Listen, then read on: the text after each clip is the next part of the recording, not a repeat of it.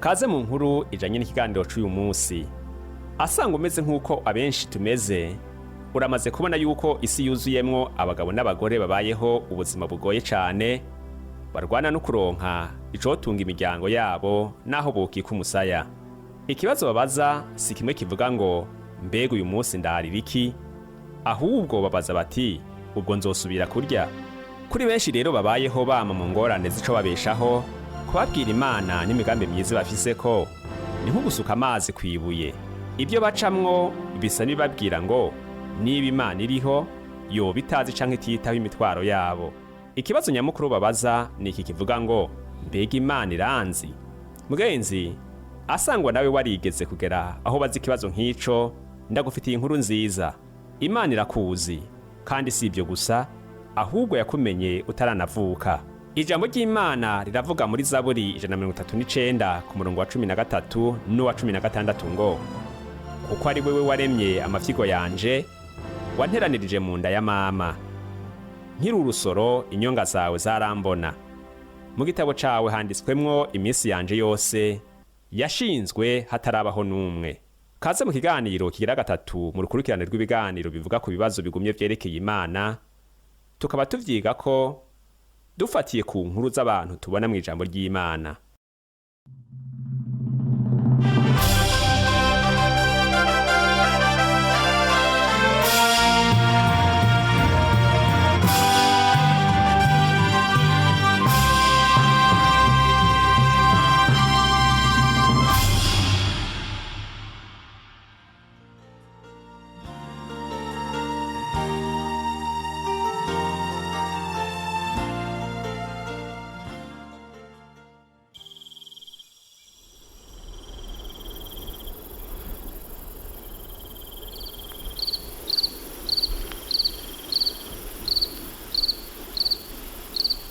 Igihe Yesu yambwira ngo mpebe ibikorwa bya papa wanje ndamukurikire b'umwigishwa wiwe, icambere nakoze kwabaye gutwenga, kuko Yesu yari umwigisha mukuru w'ivy'Imana ari we Rabbi, mu gihe nanje atavy'Imana byinshi narinzi, ahubwo no kuvyemera byantera amakenga. Yari nk'inyenyeri rarukanye n'ibicu, yigisha inkuru nziza kandi akora ibitangaza haja hose. Nari umworo w'umudandaza atani ico nari bwashikeko, nkaba ntanizera Imana.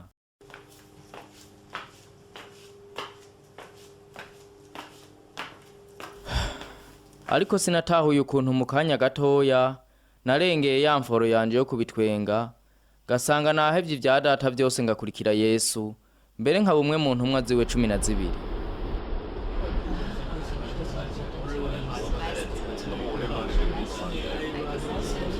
Uko rero uyu munsi wabaye umunsi w'ibikorwa vyinshi. None mu gukurikira Yesu nuko nyene abantu bama badumbukira mu bintu batabizi. Oya ni rimwe gusa. Ibintu ntivyama bitwengeje nk'uko vyabaye uyu munsi. Bitwengeje? Wiyumvira yuko ivyo uyu munsi vyari bitwengeje rero? Yego. Mu bisanzwe niko nari niyumviriye. Kwa muzindukira guharira n'abarongozi b'idini ukagorobeza wegeranye igugu ry'abantu biruhiye kandi bisonzeye. Ivyo vyita bitwengeje rero? Toma, nawe wamaze kwemera yuko ivyabaye cari gitangaza.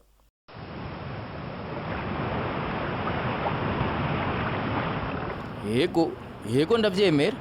Yesu yaragaburiye abantu 5,000 n'udutsima 5 n'udufi 2, ariko kubwanje byose byaboneka nk'akajagari gatewe n'igugu ry'abantu.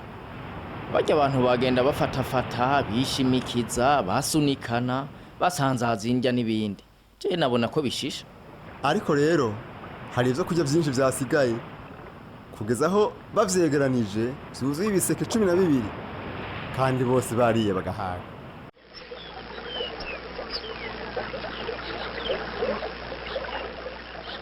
Ico naco cabaye ikindi kintu. Bahejeje kurya, abo bantu baciye batagaguza vyose aho bari bicaye bakurikira Yesu ku musozi, basunikana, bavuza urwamo, bagerageza kugira ngo ababone. Natwe twasigaye inyuma tugira isuku aho bavuye. Turabigishwa ba Yesu Toma. Ivyo nivyo nyene dutegerezwa gukora. Jewe nagira ngo abigishwa ba Yesu bateza kuguma hafi y'umwigisha wabo, bamurabira ko ngo bige. atari ukwirirwa bisiga imyanda bagerageza kugira isuku.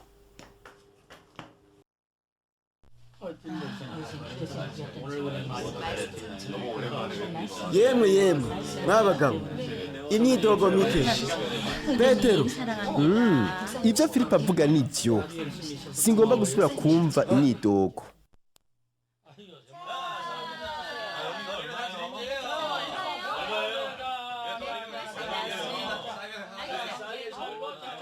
Murakoze, ibyo nasaba bisa n'ibyo. Ubu rero mu bwato.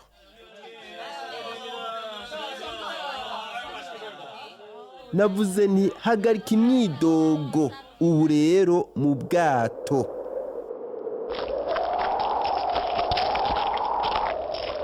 Tugiye hega Pete? Hariya hakurya y'ikiyaga. Hakurya y'ikiyaga? Hariko Gapete, kubera iki? Hariya nta na kimwe kiriyo. None ibyo ndabizi Toma, ariko Yesu avuze ngo tujabuke tuje hakurya y'ikiyaga, nanje sinabanje kumusiguza. Ariko jya mu bwato Toma, nawe Filipo. None Yesu ari he? Ntaza ngo tujane? Oya ntacaza, yavuze yuko aza kuza mu nyuma. Yakobo, suni ku bwato. Twega mw'abahungu mwe, tujabuke ikiyaga, twereke mu manuko bushira urengero.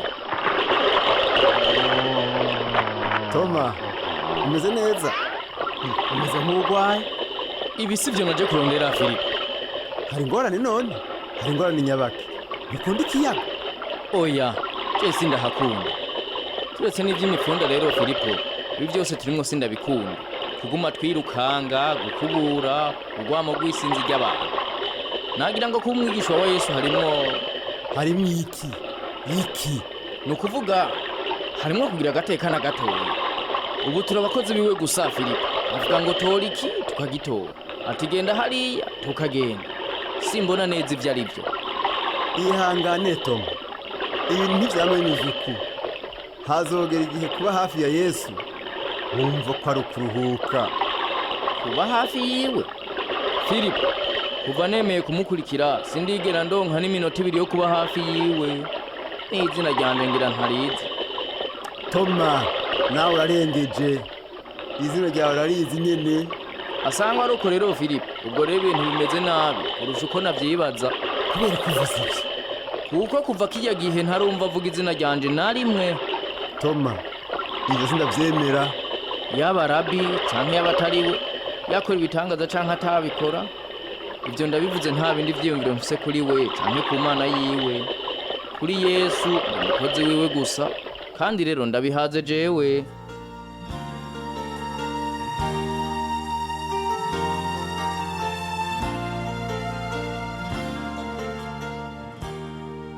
Ariko Toma, nuko ndavyumva Filipo, nabihaze. Nitwashika hakurya y'ikiyaga, ca ndonderaho nca nitahire jewe.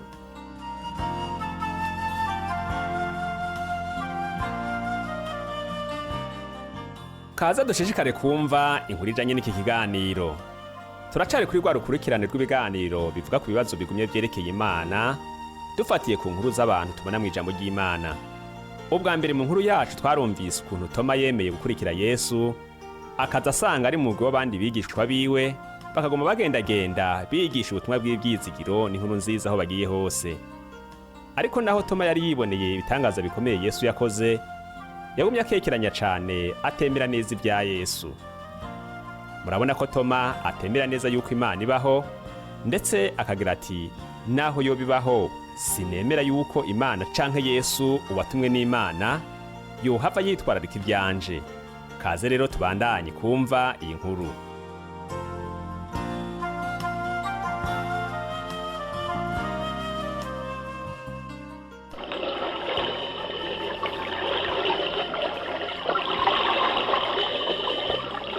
Toma, umeze neza? Eka nta neza.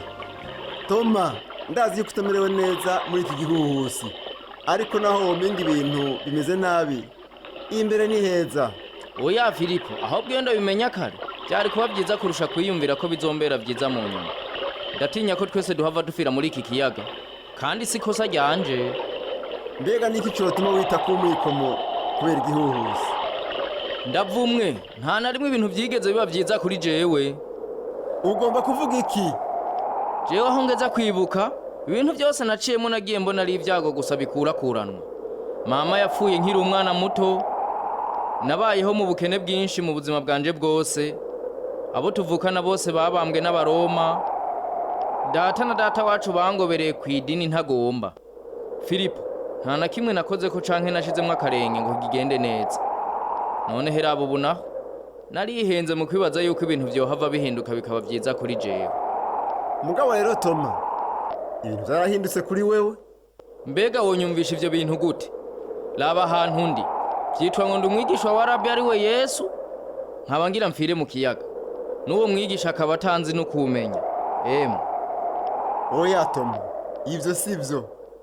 Yesu yarakurondeye, aguhamagara mu izina, arakwitaho nk'uko anyitaho, hamwe nabo bose turi kumwe mu bwato. None no kubera iki yaturungitse gupfira ngaha? Nyishura.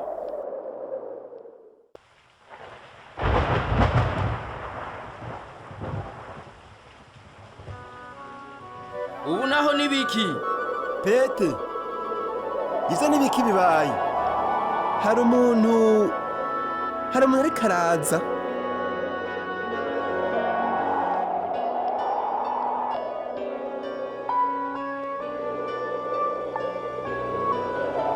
Hari umuntu ariko araza kudutabara. Ni umuntu atwegereye. Yoba ari mu bundi bwato. Oya mbona umuntu agenda hejuru ku mazi. Humura ni jewe. Nimureke gutinya. Ujya nindega Pete.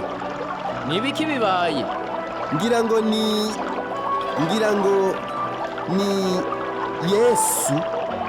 Mushinga ntahe. Asangwa ari wewe. Mbere ranza aho uri ku mazi.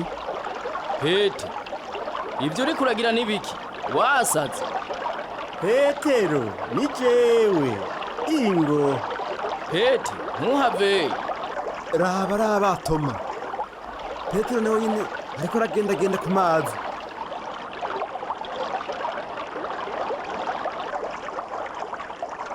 Petero, uranyikira mu mazi. Oya.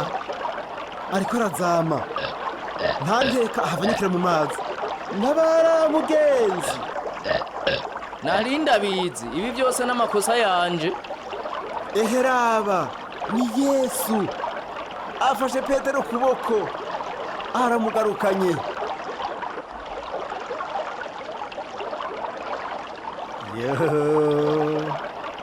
Yewe ukwizera guke. Niki cyagukekeranye? Mumbonera Petero arakira. Yego Toma, ntacaba. Sinoshobora na rimwe kumureka abanyikire mu mazi. Kandi rero Toma. Ego Yesu. Ndakuzi neza.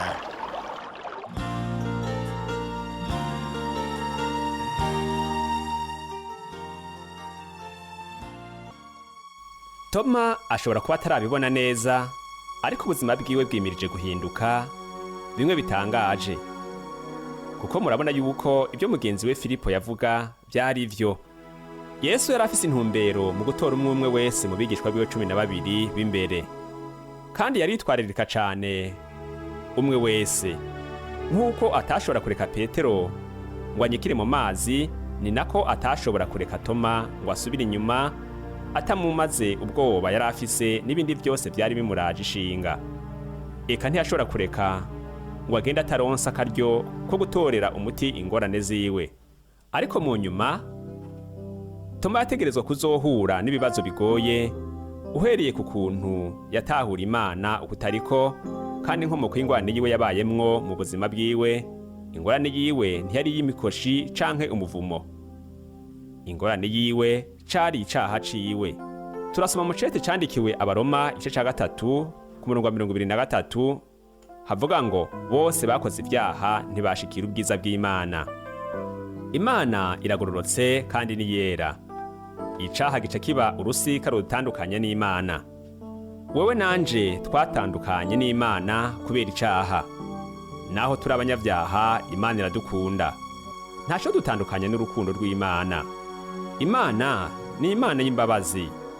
Yaraciye inzira yotuma abantu mu kameremere kabo k'ibyaha bababarirwa, ubucuti bwabo nayo bukagaruka. Wakoze kutwumviriza muri kino kiganiro, aho twishura ku kibazo nyamukuru kivuga ngo mbega Imana iranyitaho? Hari ibibazo bitandukanye abumvirije kino kiganiro bagiye bibaza, kandi twagerageje kwegeranya inyishu zavyo. Twizere ko nawe uza gufashwa. Igikino kivuga yuko Yesu yagaburiye abantu ibihumbi akoresheje udukate dukeya n'udufi dukeya gusa. Ntibishoboka. Ibyo yabikoze gute? Yesu afise ububasha bwose kandi ashobora gukora ibintu byose. Ico cari igitangaza gikomeye. Kandi ijambo ry'Imana rivuga ko Yesu yagaburiye abantu ibihumbi byinshi inshuro zibiri. Ikindi kibazo kivuga ngo igikino kandi kivuga yuko Yesu yagendeye hejuru ku mazi. None ivyo ni vy'ukuri? Ego, ivyo ni vy'ukuri. Ico cari ikindi gitangaza Yesu yakoze. Mbega Imana irazi uwo ndiwe vy'ukuri? Ego, Imana irakuzi neza, irazi ibyawe byose. Ijambo ry'Imana rivuga yuko Imana izi n'igitigiri c'imishatsi yo ku mutwe wawe. Iryo ni ijambo rindemesha. Kumva yuko Imana yaremye ijuru n'isi, imenya uko ndi n'ingorane zinshikako zose. Mbega Imana iritaho ibinshikako? Imana iragukunda kandi irarajwe ishinga n'ibikushikako byose mu buzima bwawe. Ijambo ry'Imana riravuga ngo muyikorera amaganya yanyu yose kuko ibababara. Icete ca mbere canditswe na Petero, igice ca 5 ku murongo w'indwi. Kandi ngo ukorere Uhoraho umutwaro wawe, nawe azokuramira. Mbega Imana hari umugambi ifise ku buzima bwanje? Ego, Imana igufise ko umugambi. Igomba ko twokurikira Yesu tukamwumvira. Kandi ifise umugambi ku ntambuko imwe yose ugira ku munsi ku munsi. None nomenya gute integuro y'Imana ku buzima bwanje? Icambere nuko umuntu yokwizera Yesu akamwakira nk'umukiza mu buzima bwiwe, akiyemeza kumukurikira. Akwiye kwama asenga Imana ngo imubere umurongozi. Kuba atari bake integuro y'Imana tuyibona mu byo iturongoramwo ku munsi, naho itorinda kutwereka urutonde rw'ibizotubako muri kazoza. Mu gakino twumvise ibyo kuba umwigishwa wa Yesu. None umwigishwa ni ukuvuga iki? Ijambo umwigishwa ririmwo ukwemera kwiga. Yesu yahamagaye abantu ngo bamwigireko, gutyo bagaca baba abigishwa biwe. None noshobora kuba umwigishwa wa Yesu uyu munsi? Ego, birashoboka. Kuba umwigishwa wiwe ni ukuvuga yuko umukurikira ukamwigirako mu gusoma ijambo ry'Imana no gusenga. Nagomba senga isengesho rigufi rivuye ku mutima, wumvirize hanyuma mpejeje nongere ndarivuge mu duce duto duto, nawe usubiremwo. Mana nzima, ndazi ko nacumuye. Ndatuye imbere yawe ko ndi umunyabyaha. Ndisabiye imbabazi ko nacumuye. Ndagushimiye ko naho biri uko unkunda. Ndagushimiye ko waciye inzira kugira ngo ibyaha byanje bibabarirwe. Ndagomba kumenya iyo nzira. Amen. Nagira rero nsubire muri sengesho, nawe urigire iryawe, uzura risubiramwo kandi urisenge wumva ko rivuye ku mutima. Mana nzima, ndazi ko nacumuye. Ndatuye imbere yawe ko ndi umunyabyaha. Ndisabiye imbabazi ko nacumuye. Ndagushimiye ko naho biri uko unkunda.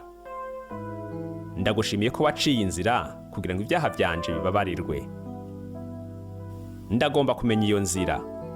Amen. Urakoze gusenga iryo sengesho. Mu kiganiro gikurikira tuzorabira hamwe inzira Imana yaciye kugira ngo ibyaha byacu bibabarirwe.